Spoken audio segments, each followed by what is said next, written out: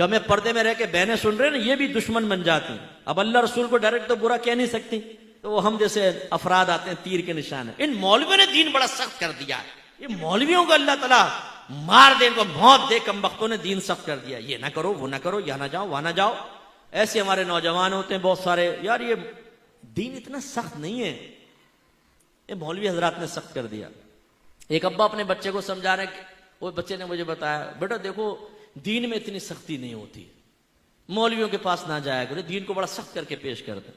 میں نے اس نوجوان سے کہا کہ بیٹا تم اپنے ابا جان سے دار ادب میں رہ کر کہنا کہ ابا جان مجھے کلاشن کوف لے کر دیں تاکہ میں ان سخت مولویوں کو جان سے مار دوں، اور اس کے بعد جو آسان دین جو ان مولویوں نے چھپایا ہوا تھا نا وہ آپ ہمیں دے دیں. گھر کی خواتین سے بولا کریں نا آپ کہ وہ کہتی ہیں دین بڑا سخت کر دیا مولویوں نے، تو آپ کے مولویوں کو چھوڑ دو، تم لاؤ وہ دین جو چھپا کے رکھا ہوا تھا وہ تم لے آؤ. یعنی دین سے بھاگنے کے لیے، نبی کریم کی تعلیمات سے راہ فرار اختیار کرنے کے لیے ہم دین پر تنقید کرنے سے باز نہیں آتے. اگر ایک کافر ہمارے ایک نوجوان سے کہے کہ ذرا یہ بتاؤ کہ تمہارا اللہ کون ہے، ذرا انٹروڈکشن تو پیش کرو، تعارف پیش کرو، تو ہمارا نوجوان سوچ میں پڑ جائے گا کہ میں اللہ کا تعارف کیسے پیش کروں، اللہ کی تعریف کن الفاظ میں کروں. کرے گا تو ٹوٹی بڑی اللہ تعالیٰ وہ جو خالق ہے مالک ہے، بس کیا خالق مالک ہے صرف اتنی اللہ کی تعریف ہے؟ تعریف کا مطلب یہ ہوتا ہے کہ ایسا تعارف پیش کرنا جو شخصیت کو، ذات کو مکمل طور پہ واضح کر دے. تو اللہ تعالیٰ کی ایک باقاعدہ تعریف ہے جو علماء نے لکھی ہے، اس تعریف کو اگر آپ بیان کریں تو پھر کسی اور چیز کی ضرورت نہیں رہتی، تمام چیزوں کا احاطہ ہو جاتا. ایسے اگر کوئی کافر ہم سے پوچھے بھئی اسلام کیا ہے، آپ اسلام کی تعریف کریں، ہمارا مسلمان اپنے اسلام کی صحیح تعریف نہیں کر سکتا. اگر یہ غیر مسلم ہمارے بچے سے کہے کہ جی میں مسلمان ہونا چاہتا ہوں مجھے مسلمان کر دیں، ہم میں سے کتنے ایسے بیٹھے ہیں جنہیں مسلمان کرنے کا طریقہ معلوم ہے؟ تو عرض کرنے کا مقصد یہ ہے کہ ہم اچھا چلیں یہ تو ایک عقائد اسلام سے متعلق ہوئی، ہماری زیادہ جو شغف ہے، ہماری زیادہ دلچسپی ہے وہ عقائد اہل سنت، معمولات اہل سنت کی طرف زیادہ ہو گئی ہے نا.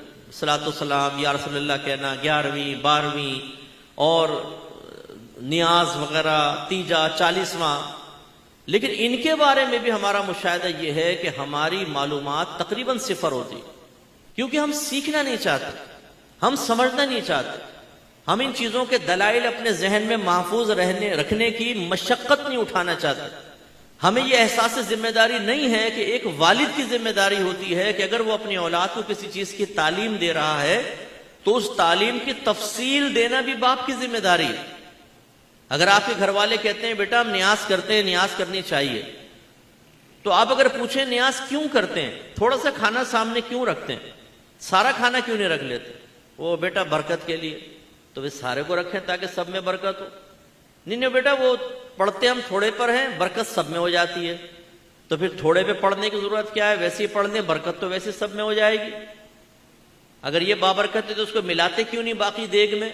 جیسی فاتحہ ختم ہوتی ہے ایک پانی اٹھا لیتا ہے، ایک چاول کی پلیٹ لے جاتا ہے، سالن کی پلیٹ دوسرا لے جاتا ہے، دیگ میں تو نہیں ملاتے، اس میں ویسی برکت ہو جاتی ہے. تو کیوں رکھتے ہیں سامنے؟ ہے جواب والد صاحب کے پاس. جمعے کی نماز کے بعد اجتماعی طور پر کھڑے ہو کر اردو میں صلاۃ والسلام پڑھ رہے ہیں. بچہ پوچھے کیوں پڑھتے ہیں ابا جان، ذرا جواب دیں.